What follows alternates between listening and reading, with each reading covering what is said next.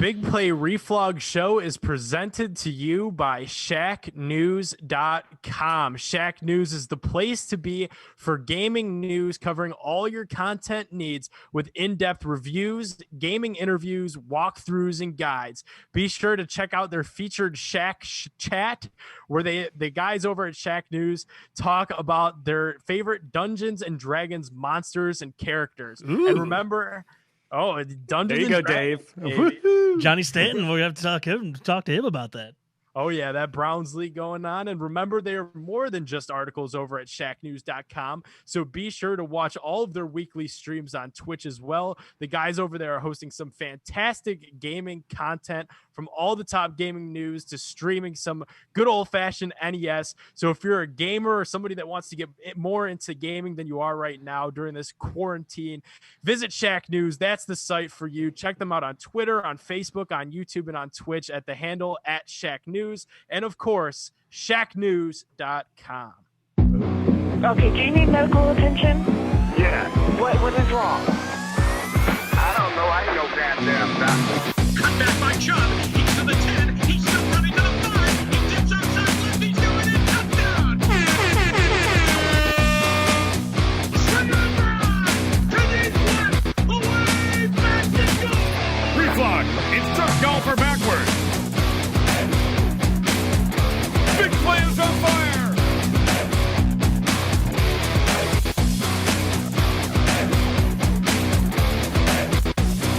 Boom shakalaka.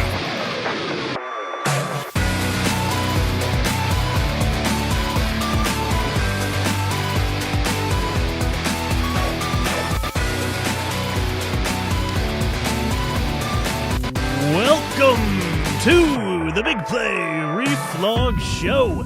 Today is Monday, October 12th, 2020.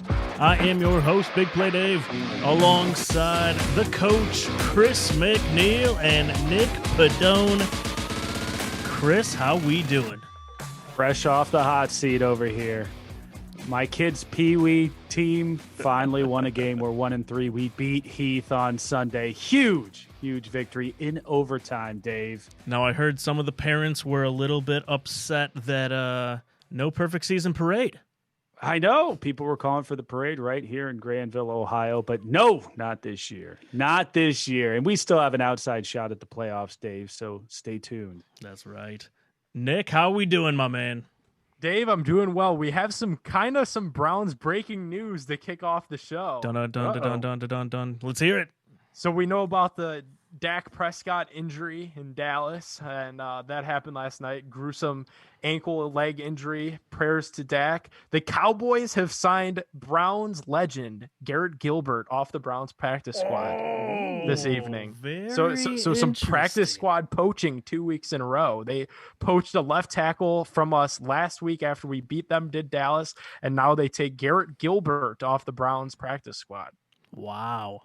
Who better player, Garrett Gilbert or Andy Dalton? To be determined, I suppose. TBD. We got a great show for you guys tonight. So tonight on the Big Play Reflog Show, we're going to kick it off with Power Rank Monday. Our Brownies are on a roll, 4-1. Our favorite game day or Victory Monday activities, top 3. Then we're going to get into our featured interview of the week, talking with former offensive lineman John Greco. Pumped to chat with him. Held down the line with Joe Thomas for a very long time. And then we'll get into this week's headlines. Browns keep winning. We keep winning. We will look ahead. We'll give our reactions. We'll look ahead to rivalry week with the Steelers. I think we can actually call it a rivalry this year. Thank God. Absolutely. Thank God. Yes. And then we're going to get into our big plays of the week presented by MyBookie, breaking down those prop bets, those over-unders. Chris, you nailed your over last week. Well done. Pound the over, baby. Pound it. And then give you the bold predictions for the week. But let's kick it off with some Power Rank Monday.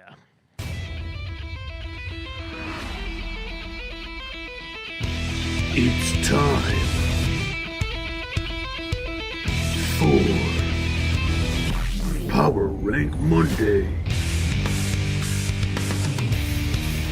Let's check in with the comments here real quick. We got what's up, John James Murphy. What's going on? Jared, he says we got whiskey and big play reflug. Let's do it. We got Keegan saying Browns 42-30 against the Steelers. Wow. And Peter says Chris Hot is a take. god.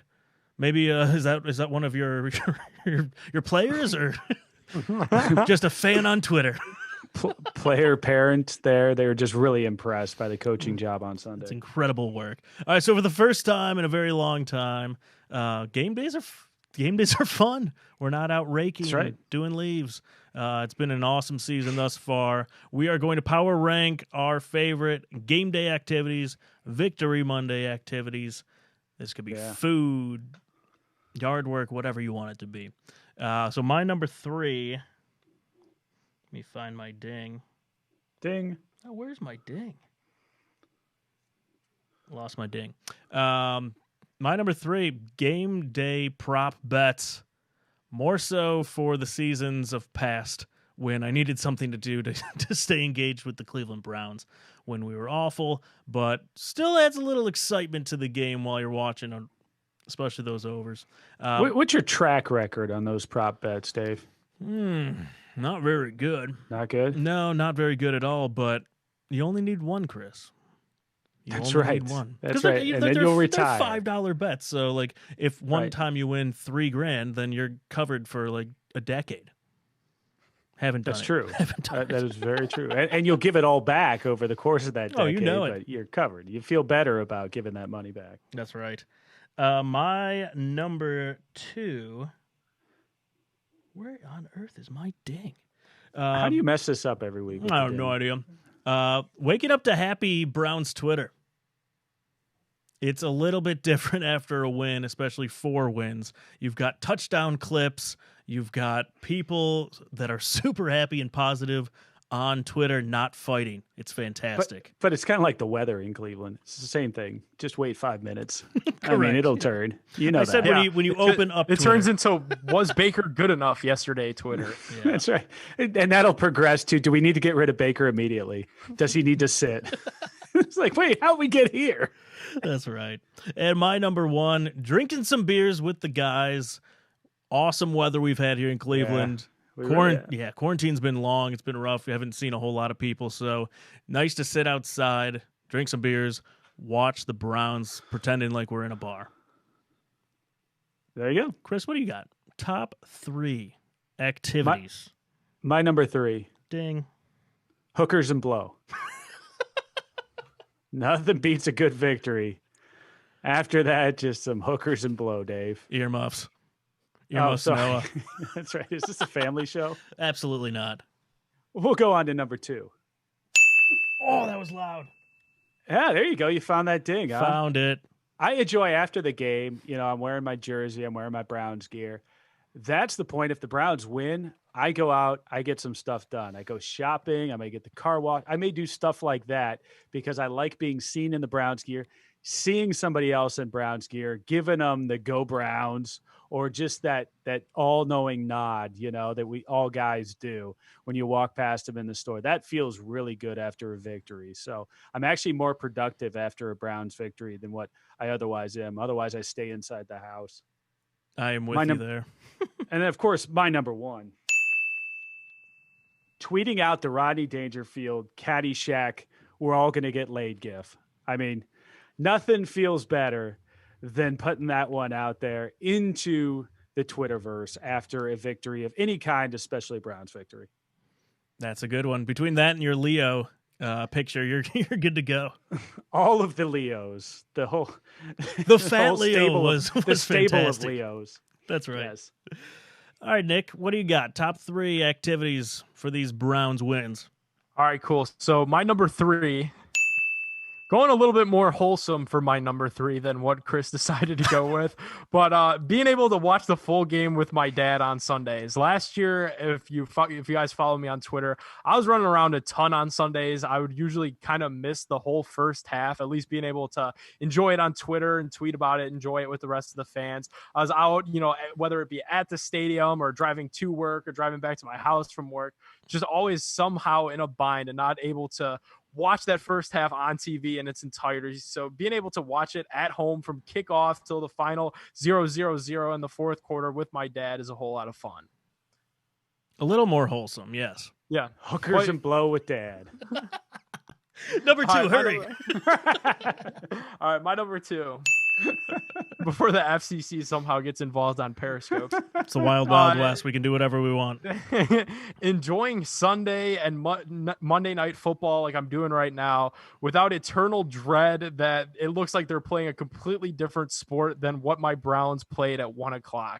You know, when you win a game, it just feels so much better and you're able to sit back, you know, maybe enjoy the fantasy team and the camaraderie with your friends in your group chat over fantasy football and just kind of feel so much more relaxed that the Browns got it out of the way. They got a win. They look competent.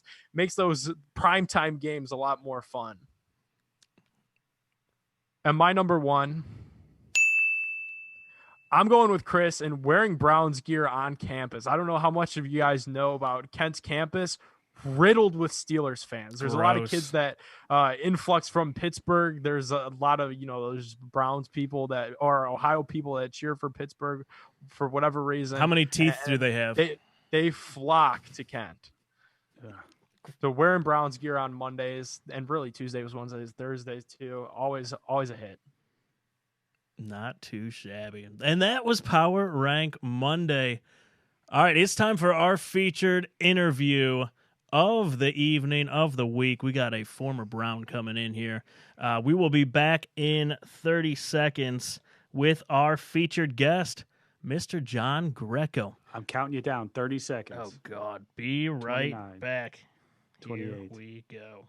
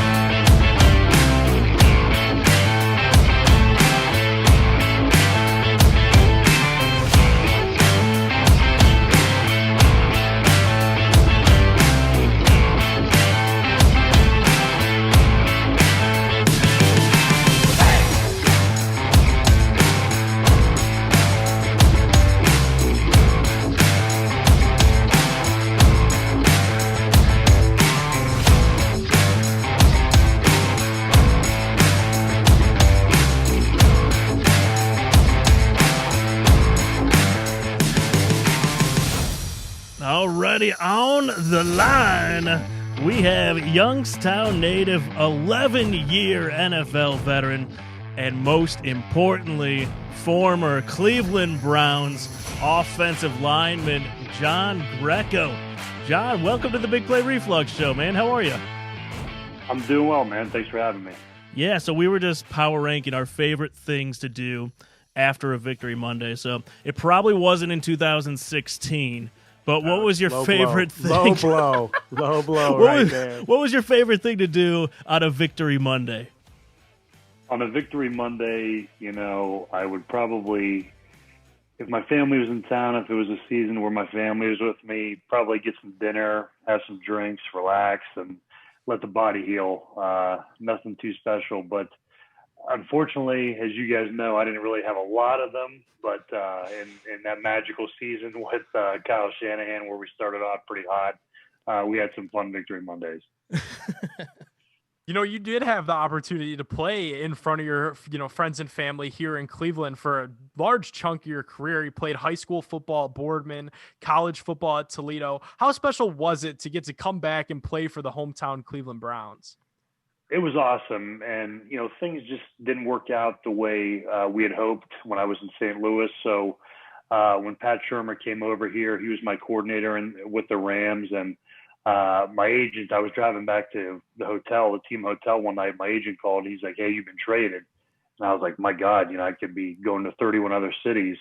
And he was like, to Cleveland. So I had like this huge elation. And I was so excited because I knew with what you just said, I was going to be able to play in front of my family and friends. And I got in the car like an hour after that and drove to Columbus that night, and then to Cleveland the following morning to report. But it was special. I grew up, obviously in Youngstown. It was kind of split, Browns, Steelers. So a lot of my family members, the guys in my family, were big Browns fans.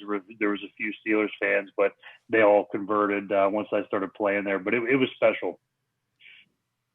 How about this rivalry week? You guys, is there some good trash talking in your family with the Browns Steelers stuff?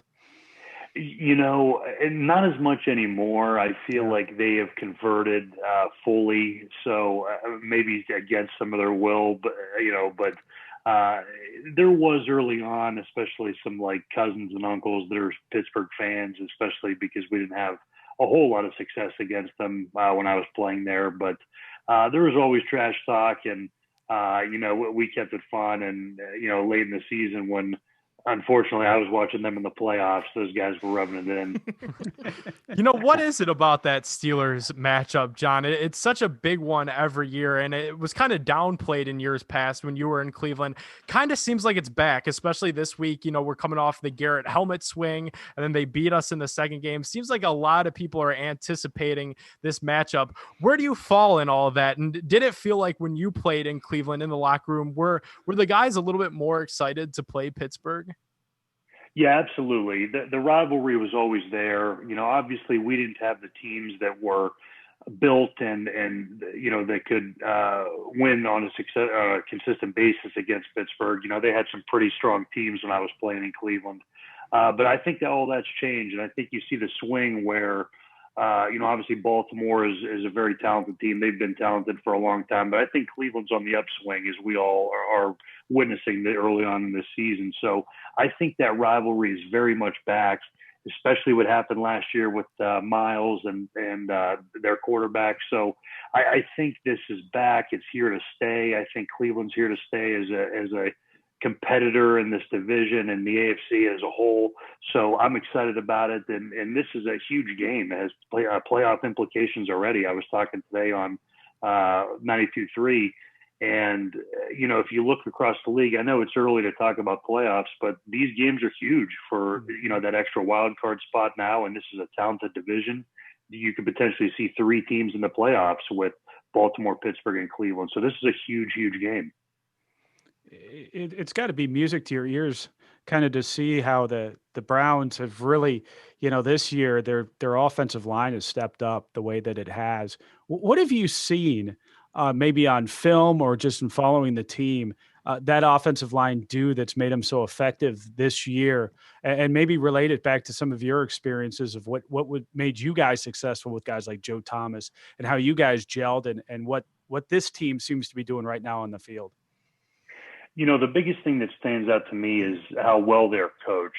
They have tremendous players, individual players. You have Joel Bitonio, who's a Pro Bowler, J.C. Treader, who's got a big contract. That's a veteran that's been a terrific player for his, entire career. Jack Conklin, a big free agent acquisition that's been at the top of his position and game for a long time. And then you have a guy like Wyatt Teller, who was, talented in Buffalo, but for some reason he kind of had a reputation from the Buffalo media of being soft, which I don't see. And then you have Jedrick Wills, who I had in number one, 2 in that tackle draft this year. And I was surprised that he fell to Cleveland. So I was thrilled with that.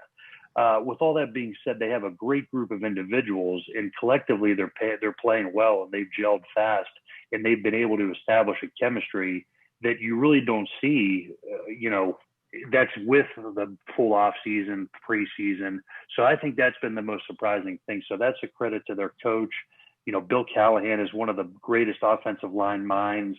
He's up there with Dante Scarnecchia of the New England Patriots. Those two are kind of like the Zen masters of offensive line play. So they have a good one in-house.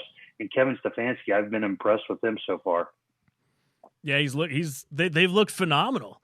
Especially, we had Joe Thomas on talking last year's offensive line. He's like, hey, this is a good line. This is not a bad line. So I think kind of to your point of coaching, coaching's changed a little bit here in in Cleveland. But we got a live comment or question from one of our listeners. He says, "Hey John, what is your funniest Browns story?" He's putting you on the Oh, my spot gosh. there. Maybe Funniest Browns story? Wow. offensive line, any hazing along the way or any There's always that goes on. I think, like Joe and me and like Alex Mack and guys that were around for a long time. I think my biggest thing that I always tell, like now that I'm done, is like the fine. If we find guys in our room, it's kind of like the kangaroo court. And I always thought that was the most fun because as a rookie, you're to be seen and not heard.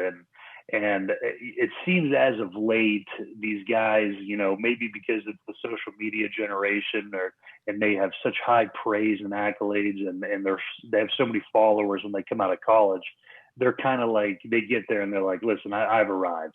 So, these fine systems that we'd have in the room, and it was like, if they got sensitive at all, if they stepped out of line, we'd fine them. We'd make them pay for dinner. We'd make them buy drinks at dinner, just kind of make their lives a living hell and hit their pocketbook, because that's one of the ways you could do it.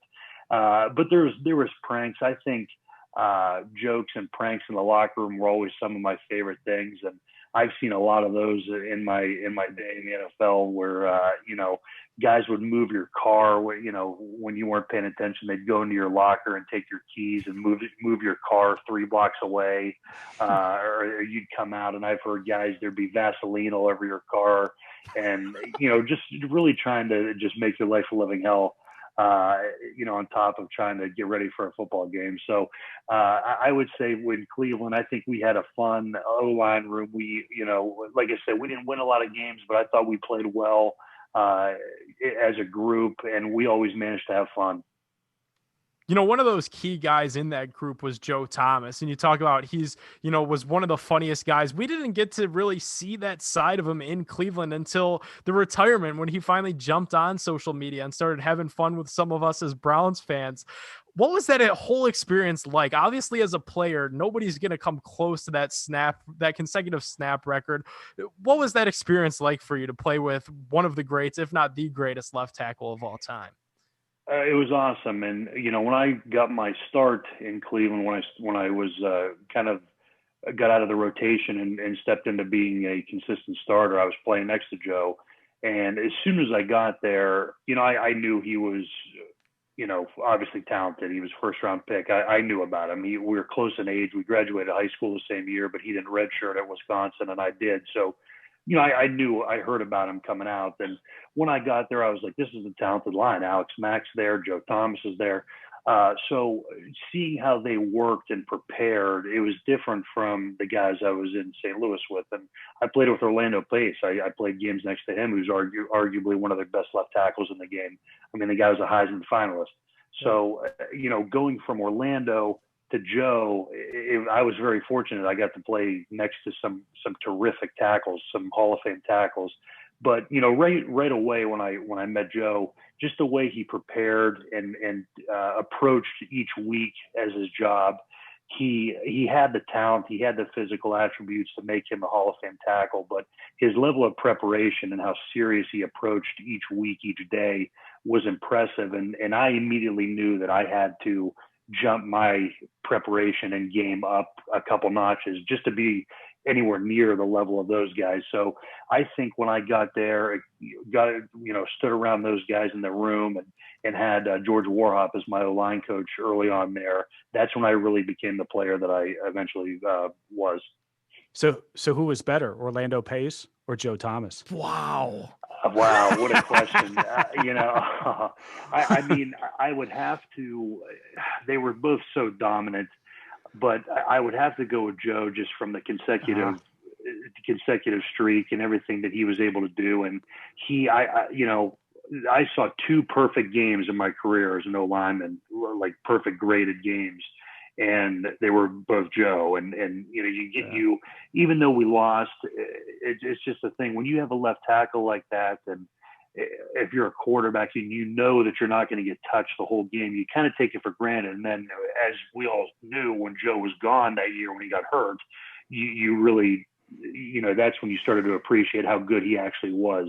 It's you're witnessing greatness without even paying attention to it because he was so consistent.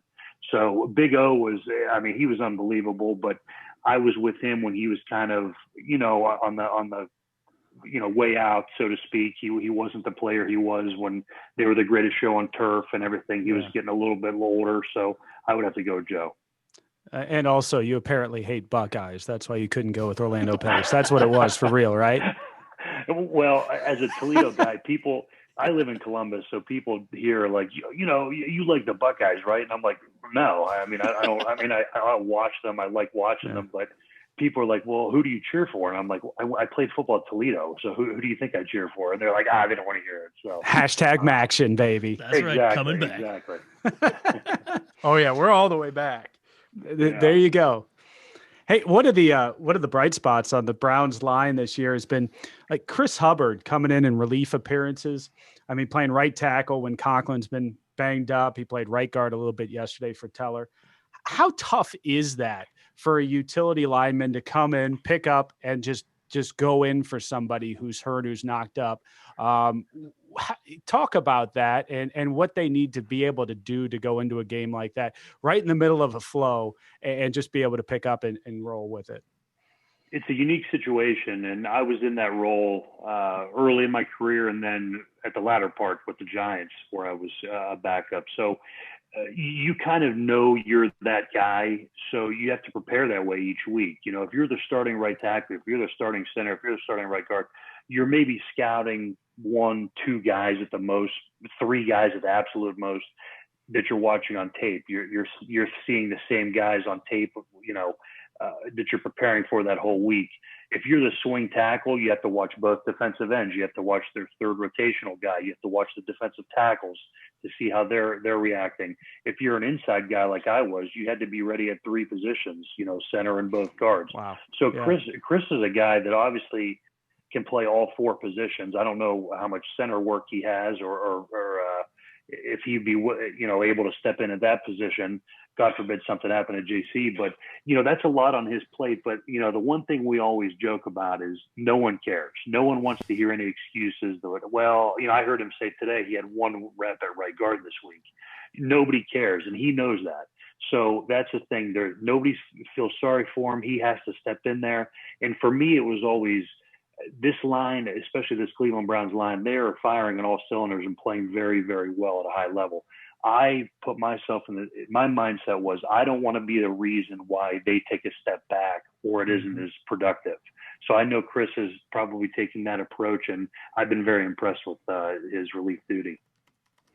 You were talking about that time in New York with the Giants. We've got one of their really kind of in recent memory all-time greatest players here in Cleveland now. How special is Odell Beckham Jr.?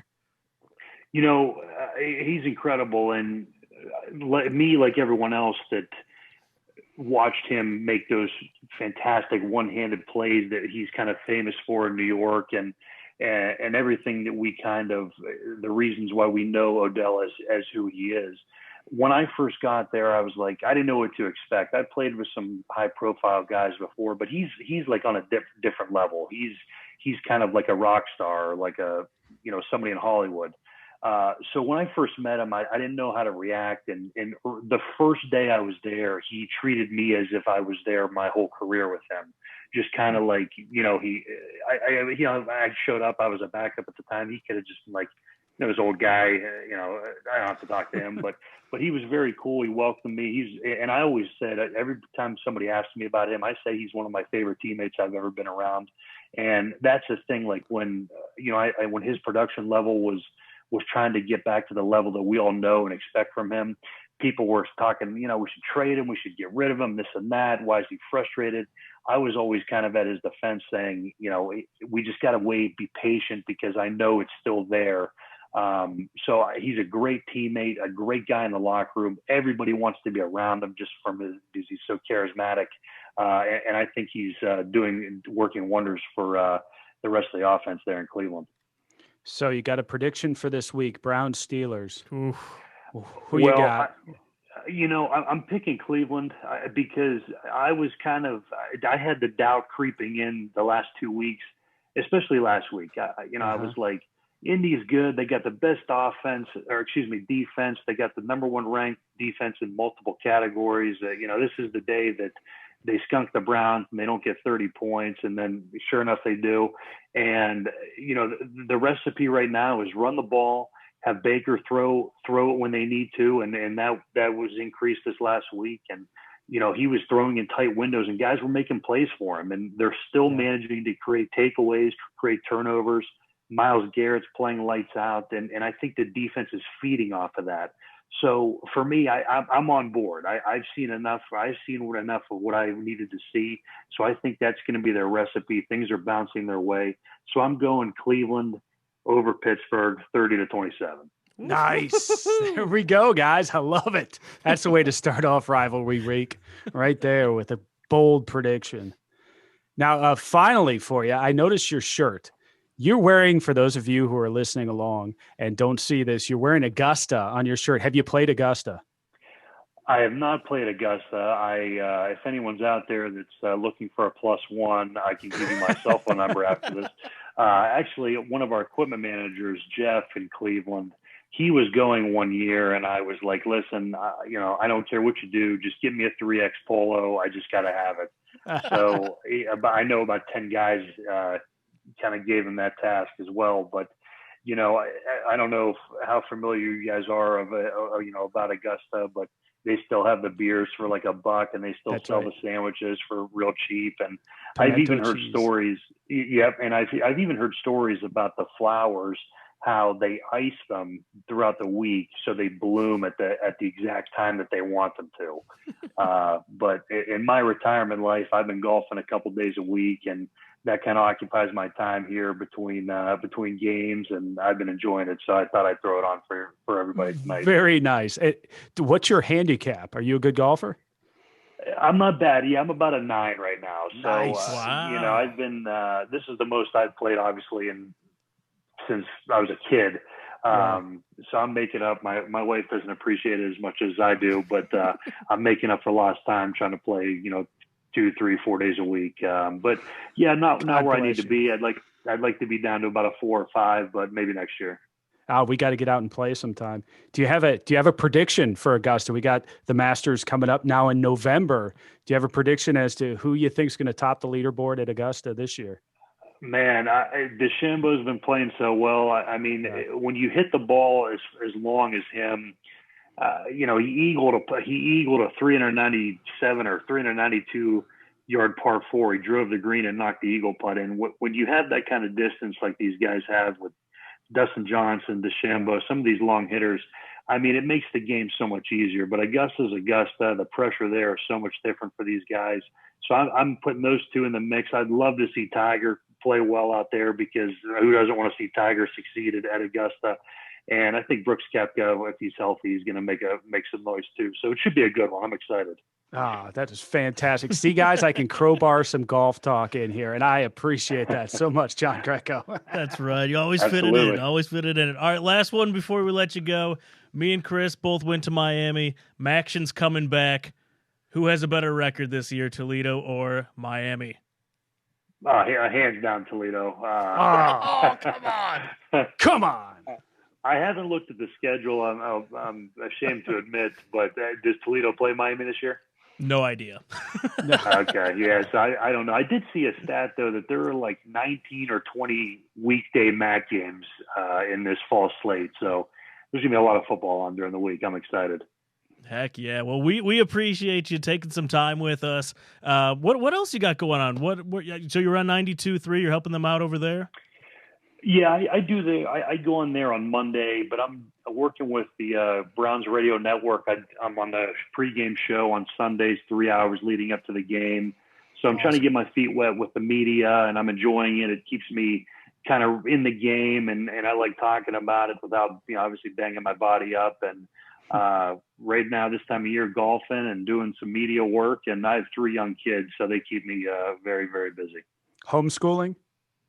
Are they going to school? No. My daughter's 4. She's in preschool. The other two are 3 and 6 months. So we're chasing them around the house all day, every day. Yeah, not doing the COVID thing yet, where you got the kids at home and trying to do that over the internet. Just wait, my friend. Just wait. Yeah, I've heard some horror stories from some buddies. So she's full speed ahead at preschool. So we're happy about that. It's fantastic. Awesome. Well, John, we greatly appreciate the time. A lot of people in the comments saying miss you, Greco. So Cleveland loves you, you know that, and would love to have you back sometime. I appreciate that, guys. Yeah, tell anytime we reach out and love to come back. All right, appreciate it, everyone. John Greco, give him a follow on Twitter at John_Greco77. Awesome stuff. Thanks, John. Appreciate it. Fantastic. Round of applause for Mr. John Greco. If I can find it. Can't find anything tonight. Dave, you're off your game, man. New soundboard. Let's get into some Cleveland headlines and talk some more Browns.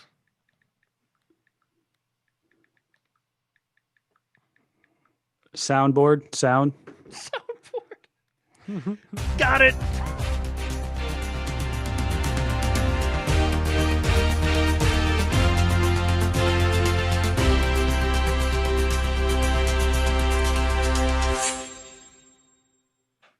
All right. Oh, this is where I'm supposed to talk, right? No, I don't have a reader anymore. No, I don't have to talk. You don't have to do anything, Chris. Yeah, I don't have to do anything. I'll just sit here and look pretty. You're going soundboard next week. Yes. Oh, that'll turn out well. Yes. Yeah, go follow John Greco. He's fantastic. Check him out 92.3 and Browns pregame stuff. That's awesome. So welcome back to the Cleveland Browns, John Greco. He's all over the place. Yeah. Browns offensive line, stepping stone to media. Pro, yeah. Him and Joe Thomas. Look at that. All right, let's talk some more Browns because I don't know if you heard, but we're 4-1, guys. Yeah, baby. 4-1. How about that? Not too shabby. So, Doubters said Browns had only beaten bad teams. We had the Colts, top-ranked defense in the NFL. They were going to be too much for us to handle. No Nick Chubb. Chris, did this prove anything to you for our Cleveland Browns? Well, first of all, I've got my intern here. We'll call him an intern, Noah. And Noah's my statistician, doing some work for us behind the scenes. Excellent. And I'm welcoming him back this week, so welcome, Noah. Now, Noah, last time that the Browns were 4-1 was what, 1994? How old were you in 1994? He was not born yet the last time the Browns were 4-1. How about that? Chris, you feel old, Dave? Chris, you could ask me that same question. Nick Padone. You were 1994. Born? How old were you? I was also not born. Oh, not born. God. Not born. Dave, you and I are old, my friend. Yeah, I was 8 or 9. We remember Bill Belichick. We yeah. remember the starter jacket before he went to the hoodie. I mean, real ones remember the starter jacket back in the day, man. Oh, Bill yeah. Belichick. I had a Brown starter jacket. Real ones remember him making a peanut butter and jelly sandwich on YouTube. Remember that? Have you seen the peanut butter and jelly sandwich? No, I don't remember that at all. Oh, my God. You haven't seen the peanut butter and jelly sandwich? I don't think so. Immediately following this show, you'll need to go to YouTube, put in Bill Belichick making a peanut butter and jelly sandwich. And you will see Bill Belichick doing that on camera with a comedian from Cleveland back in the day, and it is well worth the 5 minutes of your time. Trust me. Nice. Some standard definition. Absolutely. Not even. But Chris, what do you think did this game? I mean, what did it prove to me? Did Dave, it prove anything? I sat here 1 week ago. I said the Cleveland Browns were going to win. The Cleveland Browns won. Yeah. Come on. But we all saw it coming. I believe you said that the Cleveland Browns were going to win. So I was a little bit worried. I wasn't super worried, but with Nick Chubb out, I think he's the best back in the game, pure running back. And you have Kareem Hunt, who's awesome. You've got Dearness Johnson, who's awesome.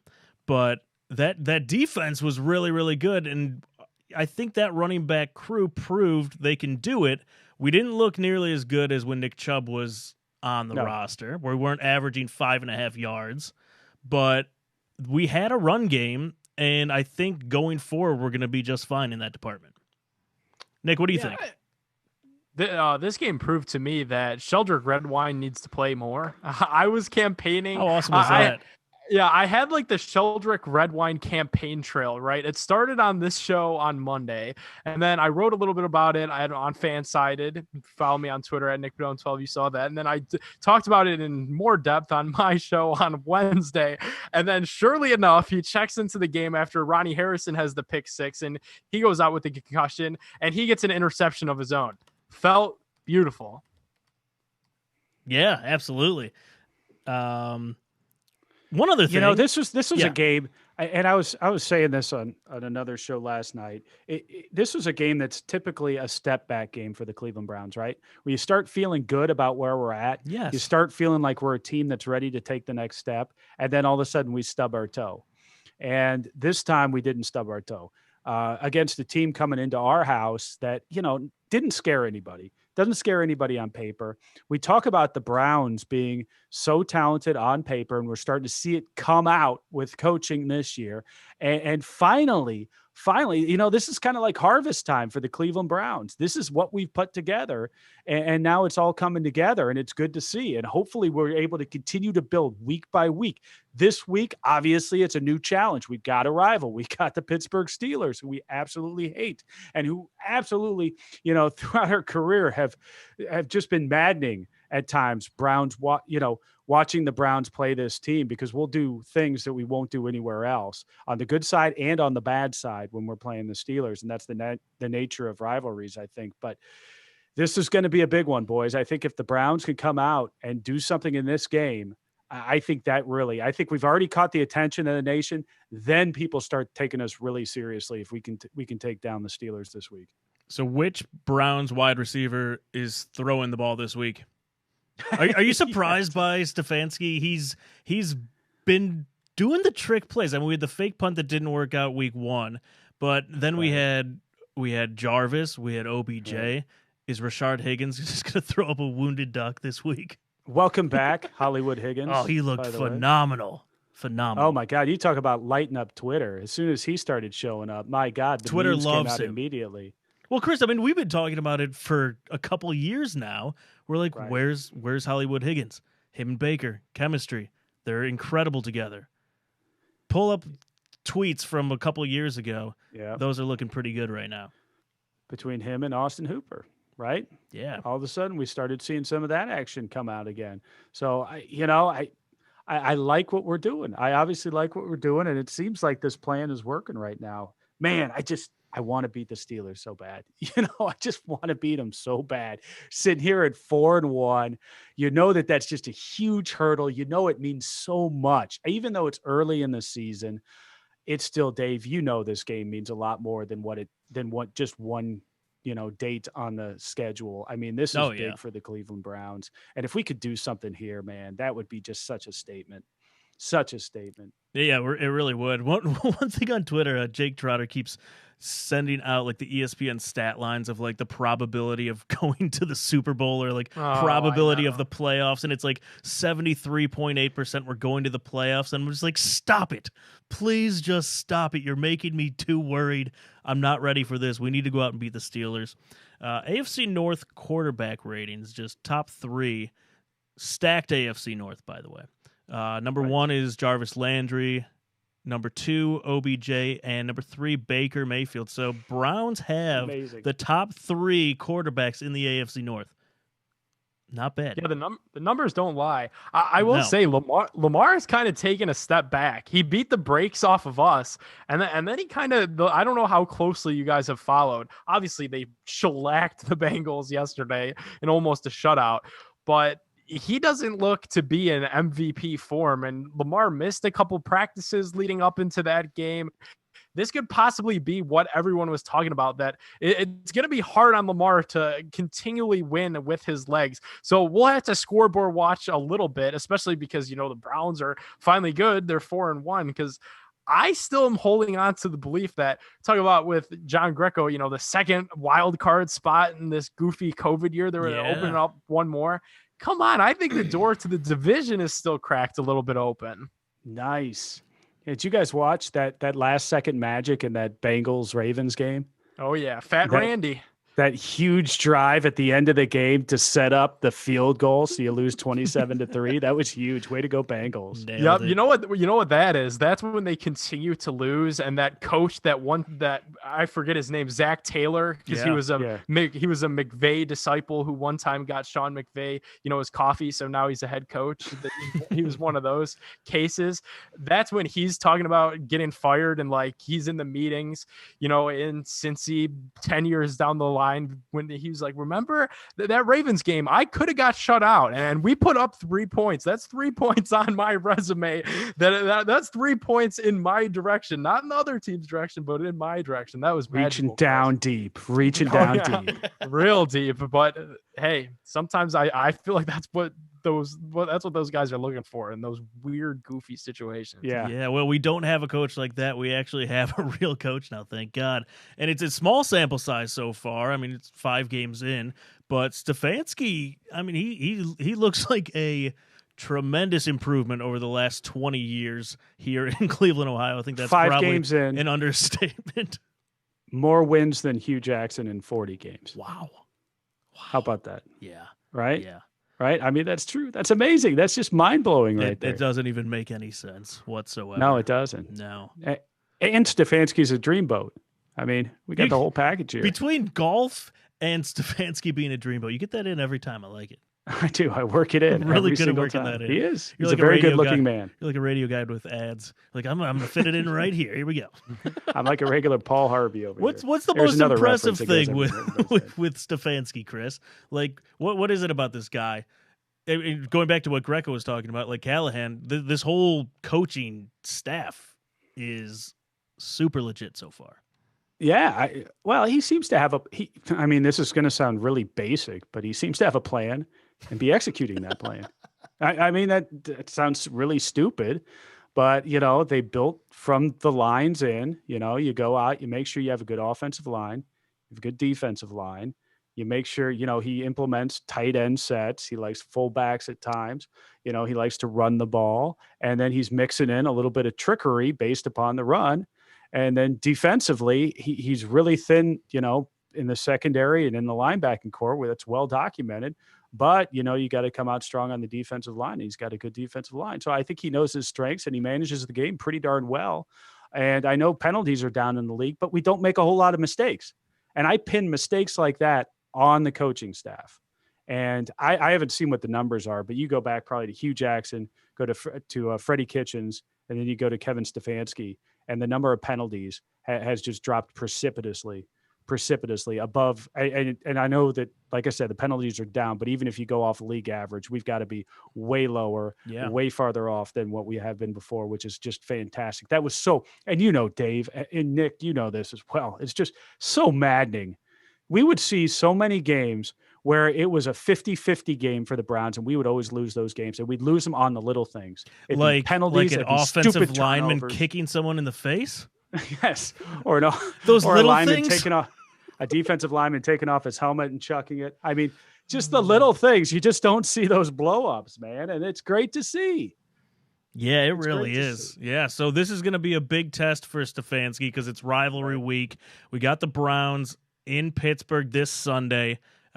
Cleveland win here would give the Browns, Steelers, Ravens each one loss. We'd have that tiebreaker over the Steelers heading into. I can't believe we're already talking about this. It's insane, yeah. It's so great to be talking about this rather than like the draft. Football. We're talking about football. We'd be talking about the draft. So let's look at the top 5 quarterbacks. Is Clemson is he looking pretty good? Yeah, this is so much better. Nick, is the AFC North the best division in football? Oh yeah, without a doubt. I mean, I was hesitant, just like everyone else, about how good the Browns really were. Like, it was so exciting to be 3-1, but it was like, well, we beat up the Washington football team, who's no good, and they decided to make Dwayne Haskins their 3rd-string quarterback now. So, like, you're asking yourselves, if you're a Washington fan, like, are we even trying to win games? And the Cincinnati Bengals have a rookie QB, and we just have way more talent than them at this point anyways. And we beat up those teams, and it was like, okay, this is going to be a real test. The number 1 defense in so many categories, and the Browns still scored 30 points. It wasn't a pretty 30 points, and there's definitely room for improvement, but that's the best thing about it is there's room for improvement, but you're still winning. It's so much easier to learn while you win than learn when you lose. That's why we've been in the losing cycle of suck for the last 20 years, because it's demoralizing and it takes a lot out of a person to go through all those losses, especially a quarterback. And, you could take a look in New York, what's going on with the Giants, what's going on with the Jets. Let's rag on them for a second straight week, because Sam Darnold is possibly on the trade block. Like, the Browns almost drafted him. Browns fans were clamoring for him. Daniel Jones, same thing. He is without his superstar running back, and now they look a mess too. So it's so nice to finally see, like Chris said, that there is a plan. Yeah. That we have like a head coach that shows maturity. I talked about it last week. The guy goes in his post-game press conferences and he doesn't get too high and he doesn't get too low. He's like, it was a good win. It wasn't pretty. And we're on to Pittsburgh. It's like Freddie Kitchens gave you so much t-shirt material, and it was so frustrating. And it led to bulletin board material for the other teams. Literally look at the second Steelers game last year with the stupid Pittsburgh started it t-shirt that he just had to wear to the movie theater that night with his jacket over it. That soundbite that we heard over and over and over from him. But geez, man, Stefanski would never do that. It's a miracle what happens when you hire intellectual people. Wow. Wow. That was kind of a big dig there at the end. Yeah, it was. I like it. Chris, do we need to beat Pittsburgh here to be considered a serious contender in the AFC North? Yes. Yes, absolutely. Yes. Yep. I'm sick of being second fiddle and just kind of, saying, oh, well, maybe it was a building experience and, we won even though we'd lost. No, forget that. We need to beat them. Let's take that next step now. Heck yeah. All right, let's look at some bets for rivalry week. Let's get it going with some MyBookie bets.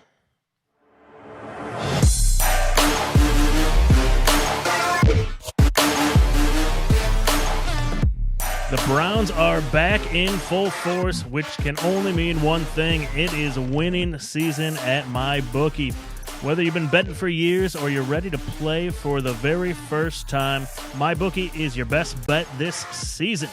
With the biggest online selection of bets and props and parlay bets, including my Browns parlay of the week that I'm definitely going to hit this week. It is easy to get your cash out and win. Right now, they've got a $100,000 super contest, $10 entry, and they're giving away $5,000 in cash prizes every 4 weeks this season. $10 to win thousands. Sign me up. You too can sign up at MyBookie. Just use promo code BIGPLAY to claim your 100% deposit match all the way up to $1,000. That means you put $100 in, they'll give you $100 back. Easy way to jumpstart that bankroll. They've got it all on tap. It is never too late to get winning season started exclusively at MyBookie. All right, so the Browns have been underdogs each of the last 2 weeks. The way we like it, Dave. Won both games. This week, also the way we like it. Steelers 3.5-point favorites in Pittsburgh. Almost a pick 'em if you take out home field advantage. Not really home field advantage this year. Chris, does that spread make sense to you? That was my question. I haven't really watched the point spread as closely as I should as a degenerate. But, it's typically you'll get 3 points as a home team. So they're essentially giving them the home and then giving them a hook on top of that. Yep. And I'm not sure this year. I haven't watched the lines to know whether that still holds true, whether it's basically a field goal that they're giving the home team. I think it's a little less. It's got to be because right? There's no way the undefeated Pittsburgh Steelers is going to be basically a pick 'em against us, even though we've looked great. I don't know. I thought that we would be a little bit more of an underdog against Pittsburgh. But I feel pretty good about Vegas that is liking Cleveland. Yeah, and typically, I mean, the world it takes the rest of the country a while to wake up on a team. right? Like the Browns, because Right. everybody just goes in with all their preconceived notions of what the Cleveland Browns are, and they see them playing the Steelers, and they automatically will put their money on the Steelers just because they roll out of bed and say the Steelers are a better team. Right. But if you're paying any attention, you know what our Cleveland Browns have been doing. So I'll take 3.5. That says we're getting a little bit more respect that I think I'd normally assume from the general population. Heck yeah. So Steelers have beaten the Giants, Denver, Houston, and Philly. Not a star-studded cast of teams there by more than a touchdown. So like 7.75 points. The over has now hit 4 weeks in a row.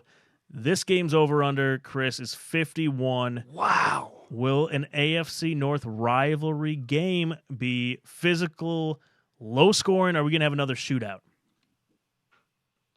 God, That's think tough. I think the Browns are going to be involved in another shootout. I think you're right too, because I was don't thinking know. about this before we started the show, and I'm like, I get this weird feeling it's going to be like a 10-7 game. It's going to be an awful, grinded out game. But then I was like, our defense is not good enough to do that, so we need to have a shootout.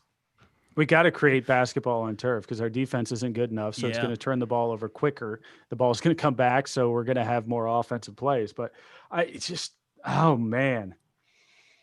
Nick, what do you think? I think so. This is just a weird year. I mean, 2020 is so weird, and this is a weird Browns, and it's a weird AFC North. But I just think it's going to be high scoring again.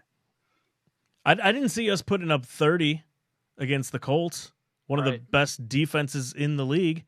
I did, and I called it, by the way. Even though everybody was saying I was an idiot at the time. 23 points. The over, that was such an easy bet. Yeah. Yeah, it was. In hindsight. Always are. Nick, what do you think?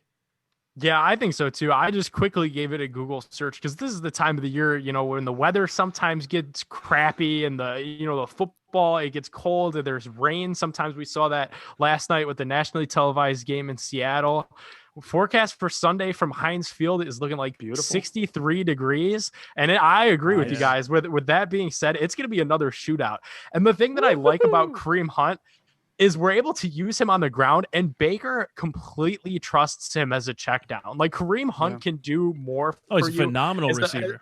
As a complete package than Nick Chubb. Obviously, Chubb is the better pure horse, workhorse running back, but Kareem has some soft hands, man. And I think we're one-handed catches. Oh, give me a break, man. So I think we're going to see a lot more, Baker safe throws to Kareem, let him cook on his legs, and we're going to be involved in another shootout here on Sunday. John says, can you remember the last time the Browns had an over under of 51? No, I can't. 1994. Probably so. Nobody on this show was born except for me and Dave. Unbelievable. Speaking of Kareem Hunt, he's averaging, right around 70 yards per game. He had 72 last week without Chubb. Saquon had 6 yards on 15 carries against Pittsburgh. Melvin Gordon had 70 yards, 19 carries. David Johnson had 23 yards, 13 carries. Miles Sanders, who's a phenomenal running back, you looked at him last week, 80 yards, 11 carries, had that big run. What do you think about this over-under? You've got Kareem Hunt, 75 yards, over-under. Let's see. And Kareem Hunt yesterday ran for 72 yards. Right. That's tough, man. So it has to be rushing, Dave? It has to be rushing. Yeah, because so you'll look at the odds later in the week when they release these, and receiving, he'll probably have like 22, 23 yards receiving on top of that. So not talking all purpose or any total yards, just rushing. I think for the Browns to win, we're going to have more production out of them than what we did this week. And so I'm going to say over and keep that consistent with my Browns prediction for a victory. Do you think we come out throwing the ball like we did against the Colts? Or you think we're going to go back to kind of the game plan that we went in to previous weeks, just kind of pounding the football? I think we're going to try and pound the football. We're going to try and pound the football. That's what we're going to do. But we're going to throw the ball plenty. So I think I think that we've seen that this offense, in order for the run game to work and the offense to really hum, you've got to have both sides of it effectively going. And I think that they're going to have a pretty good, probably a little bit more balance than what we've seen in the past. I just feel that that's the momentum we're kind of going in. So here's an over-under that I really hope is the under, and I never bet the under. But Baker took a couple shots. He got banged up a bit. Yeah. He's fine. Obviously, that's great.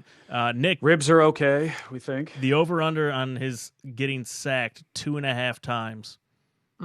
Pittsburgh has 20 sacks on the season.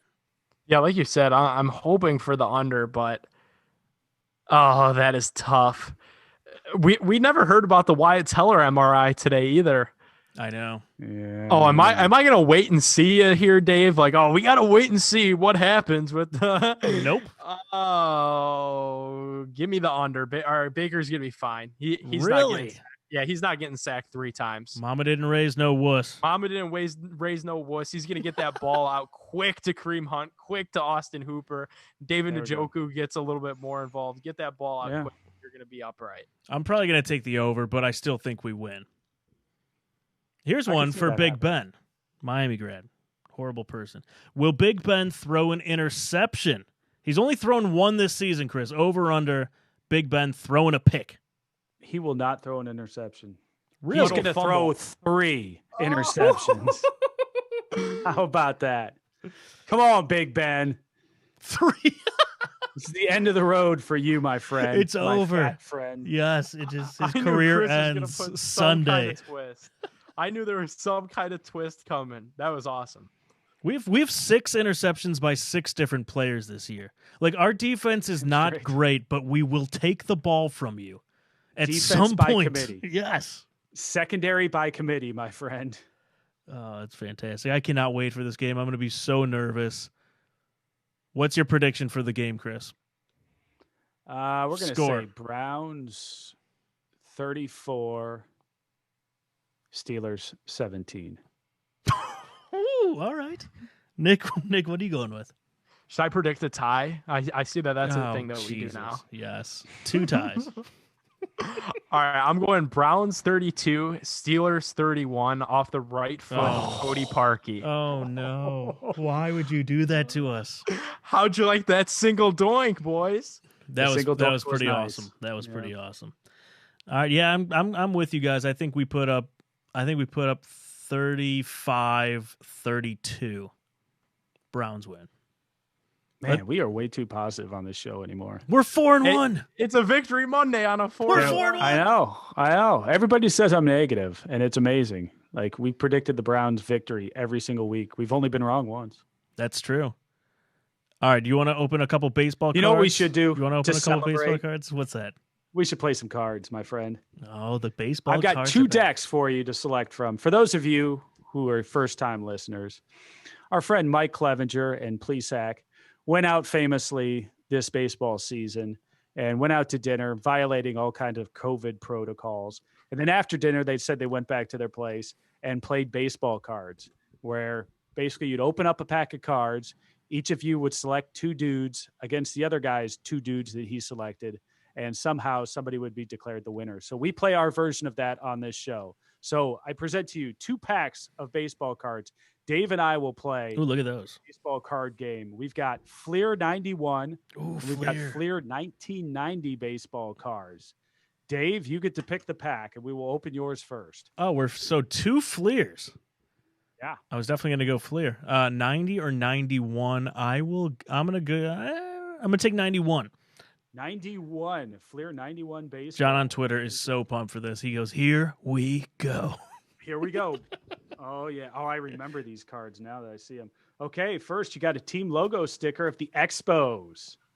It's a good start for you. Okay, now we start with the players. Here we go. You've got a Kurt Stillwell of the Royals. Keep going. Oh, here you go. Cecil Fielder. Yes! That's a pretty good one right there. Good card. You got Dan Pasqua of the White Sox. Yeah. You got Dickie Thawne of the Phillies. Great name. No idea who he is. You got Jim Deshaies of the Astros. Okay. You got Mark Parent. You got Jesse Barfield. Okay. You've got Dan Gladden of the Twins.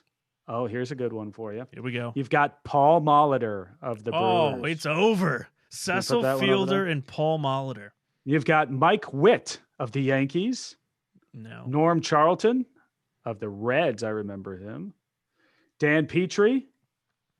You've got Delino DeShields of the Expos at second base. Jeez. Pair Okay. that with that Expos logo. Wow. Yeah, How this about is a that? good pack. And then you've got Edgar Martinez of the Mariners. Wow. I haven't heard that name in a while, probably Oh. since 1991. You gonna stay with Cecil Fielder and Paul Molitor? Delino is good. Yeah, I'm gonna go Paul Molitor, the player, not the fired Twins manager. Yeah, that didn't work out so well. All right, Cecil Fielder and Paul Molitor, Nick. I'm going to open up my 1990, and I start off with, I got stickers from the Baltimore Orioles, Boston Red Sox, Chicago White Sox, and the Angels. And now we start.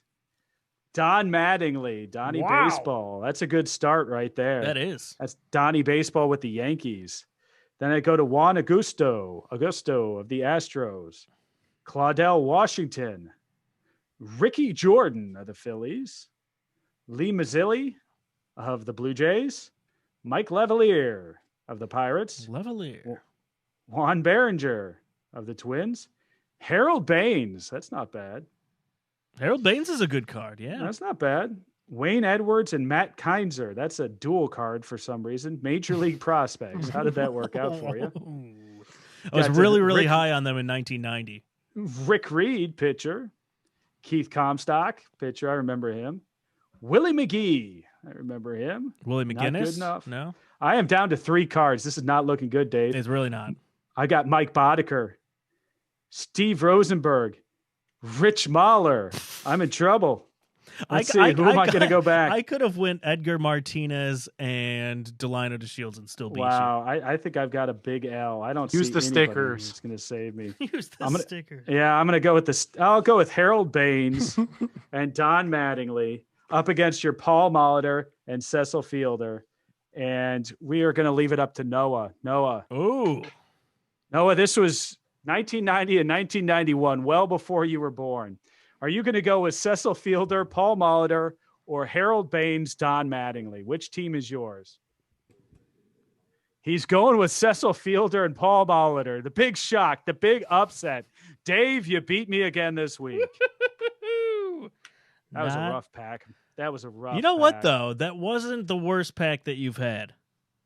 That's saying something right there. Yeah, John, there were John some, on Twitter says, Chris, you are not good at this. Nope. All Nope. skill. Next week, we're going to play blackjack instead. Let's do it. Why not? All right, let's do some bold predictions and call it a night. What do you say? Sounds good. Bold predictions.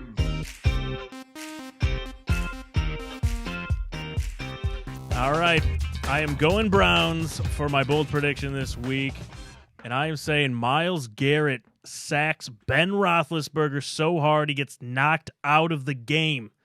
Mason Rudolph comes in, immediately throws an interception to Denzel Ward. Bold prediction. Wow. Bold and specific. That's right. Well done. I forgot how negative I was last week. Do you remember my bold prediction from last week? COVID's going to end the Browns season. COVID strikes and the Browns game gets postponed. I was really feeling it last week. I'm much more positive this week. Chris, in the comments last week when you threw that prediction out, there was just like a few people were like, "Oh, yikes! Oh, weird! What happened? What is going on? This show took a dark turn." What's your bold Good. prediction this week? Go to Nick. I don't have one yet. I have to right. think. Solid show prep. Ask Noah for one. Noah. No, yeah. How about Noah? We're going to do a guest. We'll go to Nick. We're going to come back. Noah's going to give us a guest bold prediction for me. So think about a bold prediction, Noah. Nice. Delegating out your bold predictions. I love it. I Nick, love this. I don't have to do anything on the show. Nick, what do you anymore. got for a bold prediction for the week? Alrighty, I feel like this only feels right. As the CEO of the Sheldrick Red Wine fan club, we're going to have another Sheldrick Red Wine interception.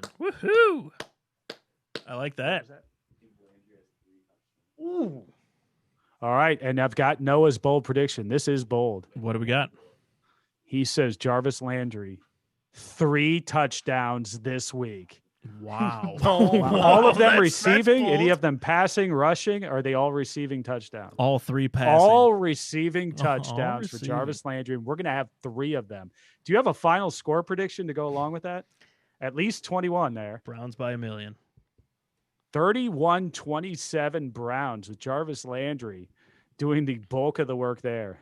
Very, very bold. That is. I like it. Well done, gentlemen. All right, let's call it a night. Fun Let's do show. Browns are awesome. We're going and beating the Steelers on Sunday. Thanks for tuning in. Huge shout out to Shaq News, my bookie, John Greco. Go give him a follow at John_Greco77 on Twitter. And let's go beat the Steelers. What do you guys say? Let's do it. Thanks for tuning in. We will see you next week. Thanks to everyone in the comments. You made it fun. Chris says Parkey for MVP. John says 33-27. Let's go. Beautiful. Okay, do you need medical attention? Yeah. What is wrong? I don't know. I ain't no goddamn doctor. Cut back by Chubb.